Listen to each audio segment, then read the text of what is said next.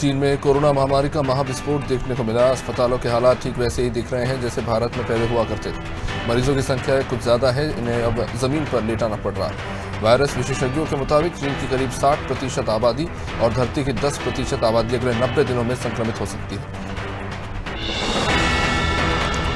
US Capitol Hill हिंसा मामले में अमेरिका के पूर्व राष्ट्रपति डोनाल्ड ट्रंप की मुश्किलें बढ़ती चली जा रही है। जांच कर रही कांग्रेस कमेटी ने ट्रंप को दोषी ठहराया है। 6 जनवरी 2021 को हुई हिंसा में अमेरिका में की राष्ट्रपति की शपथ के पहले ही हिंसा हुई थी और ट्रंप के हजारों समर्थक संसद भवन में घुस आए थे। तोड़फोड़ और आगजनी हुई, जिसे लेकर कमेटी ने सोमवार को अपनी रिपोर्ट में ट्रंप के खिलाफ क्रिमिनल केस चलाने की सिफारिश की। पाकिस्तान सरकार खैबर पख्तूनख्वा प्रांत में 2 दिन पहले एक आतंकवादी रोधी केंद्र पर कब्जा करने और बंधक बनाए गए कुछ लोगों को छुड़ाने में कामयाब नहीं हो पा रहे।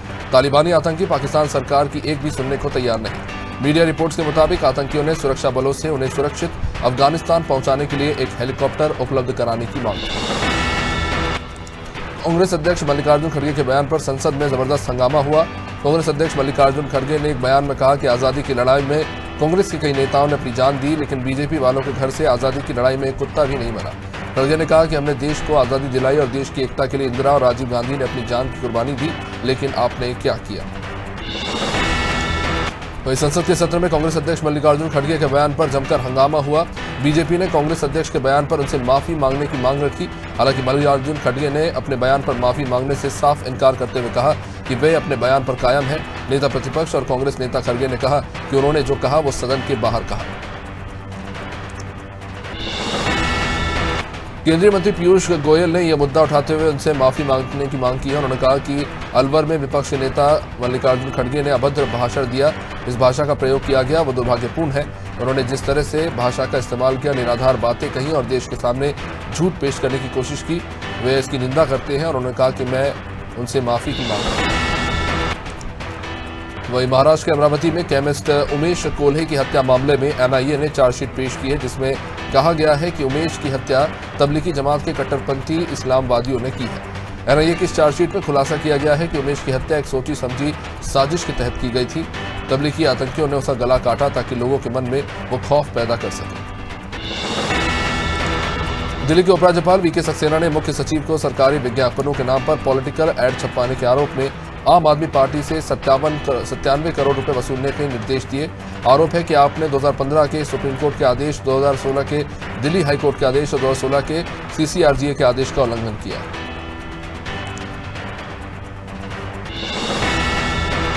दिल्ली के उपराज्यपाल वीके सक्सेना द्वारा सरकारी विज्ञापनों के नाम पर राजनीतिक एड छपवाने पर आपसे 97 करोड़ वसूलने का आदेश देने पर पार्टी ने प्रतिक्रिया दी है। आप नेता सौरभ भारद्वाज ने कहा कि एलजी को आदेश देने का अधिकार नहीं है। सौरभ ने कहा कि बीजेपी शासित राज्यों की सरकारों ने 22,000 करोड़ के विज्ञापन बाहरी राज्यों में दिए। उत्तर प्रदेश की सीतापुर में पुलिस ने धर्मांतरण के मामले में 2 लोगों को गिरफ्तार किया। पुलिस ने बताया कि 4 ब्राजीलियाई नागरिकों के साथ मिलकर धर्मांतरण को लेकर कार्यक्रम आयोजित करने के आरोप में एक दंपत्ति को गिरफ्तार किया गया है। पुलिस के मुताबिक ब्राजीलियाई नागरिकों को ब्राजील वापस भेजने की कार्रवाई चल रही है।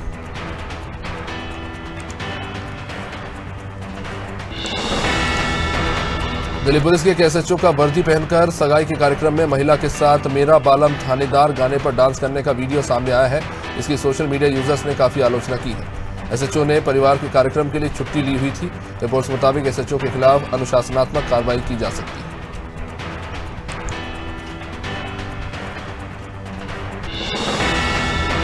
बिहार से बीजेपी विधायक हरिभूषण ठाकुर ने कहा कि वो पठान को राज्य के सिनेमाघरों में रिलीज नहीं होने देंगे।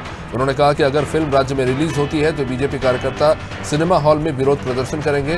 ठाकुर ने कहा कि फिल्म निर्माताओं द्वारा देश की सनातन संस्कृति को कमजोर करने का ये प्रयास है।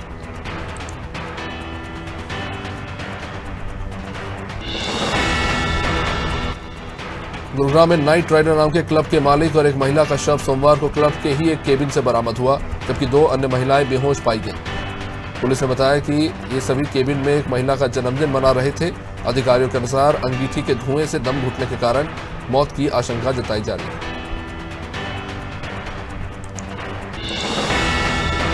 मध्य प्रदेश कांग्रेस के अध्यक्ष कमलनाथ के बेटे और सांसद नकुलनाथ ने परासिया में एक रैली को संबोधित करते हुए कहा कि उनकी रैली में राहुल गांधी की भारत जोड़ो यात्रा से भी ज्यादा भीड़ जुटी। बीजेपी प्रवक्ता शहजाद पूनावाला ने इसका वीडियो ट्वीट कर लिखा कि जब कांग्रेस के नेता ही उन्हें लीडर नहीं मानते तो देश कैसे माने।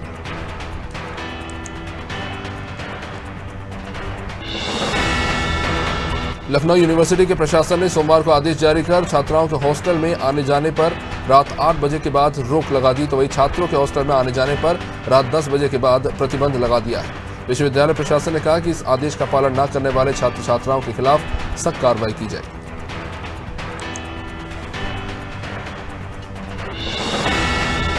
बीजेपी सांसद सुशील मोदी ने राज्यसभा में समलैंगिक विवाह के मुद्दे पर कहा कि 2 जज बैठकर इस तरह के सामाजिक मुद्दों पर निर्णय नहीं ले सकते। संसद और समाज में इस पर बहस होनी चाहिए। उन्होंने कहा कि सरकार से आग्रह है कि मजबूती के साथ समलैंगिक विवाह के विरोध में न्यायालय में अपनी बात रखें।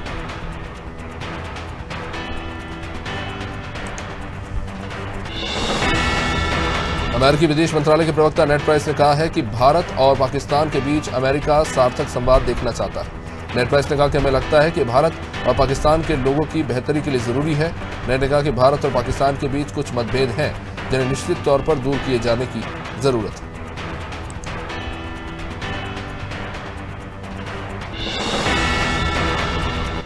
विदेश मंत्री एस जयशंकर ने कांग्रेस सांसद राहुल गांधी के अरुणाचल में चीन हमारे जवानों को पीट रहे हैं के बयान पर लोकसभा में प्रतिक्रिया दी। जयशंकर ने कहा कि हमारे जवान 13,000 फीट की ऊंचाई पर सीमा में रक्षा में तैनात हैं। पिटाई जैसे शब्द वो डिजर्व नहीं करते। जवानों के लिए पिटाई शब्द का इस्तेमाल नहीं होना चाहिए।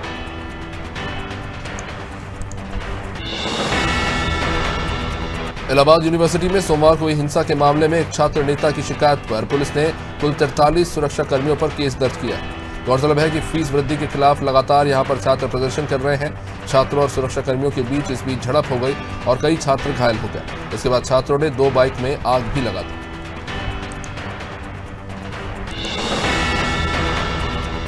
केंद्रीय वित्त मंत्री निर्मला सीतारमण ने लोकसभा में बताया है कि देश में 2 दिसंबर तक कुल 31.92 लाख करोड़ की कीमत के नोट चलन में थे, जो 2021 की 29,56,672 करोड़ के मुकाबले 7.98% तक बढ़ चुका है।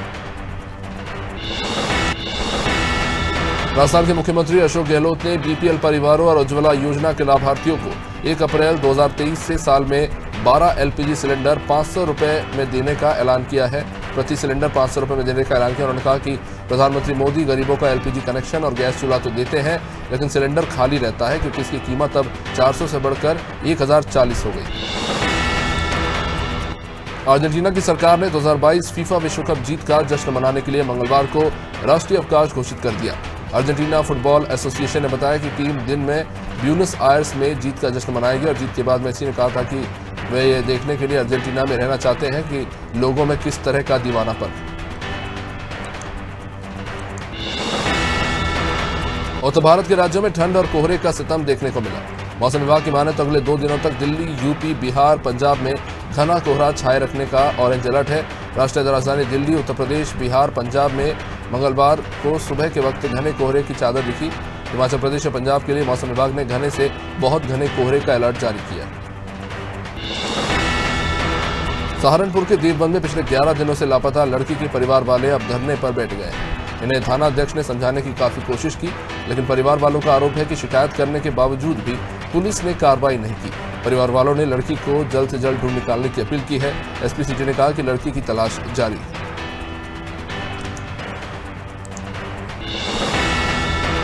फिल्म का विवाद छत्तीसगढ़ तक पहुंच चुका है। मुख्यमंत्री भूपेश बघेल ने कहा कि भगवा रंग त्याग का प्रतीक है। जब कोई साधु सन्यासी अपने घर और समाज का त्याग करता है तो वो भगवा रंग धारण करता है, लेकिन अब भगवा रंग को बजरंगी गुंडे पहन रहे हैं। पहले वे बताएं कि उन्होंने समाज के लिए क्या त्याग किया। कलर तो कोई भी पहन सकता है, पहन रहे हैं।